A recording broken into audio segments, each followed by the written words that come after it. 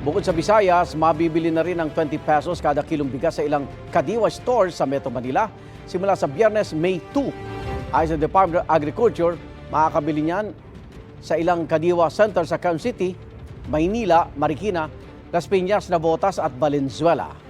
Sabi rin ni DA Secretary Francisco Chu Laurel Jr., pwede nang palawigin sa ibang lugar ang 20 pesos kada kilong bigas program.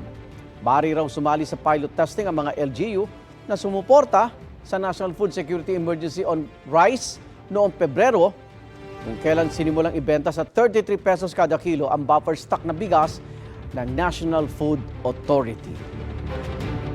Igan, mauna ka sa mga balita, mag-subscribe na sa GMA Integrated News sa YouTube para sa iba't ibang ulat sa ating bansa.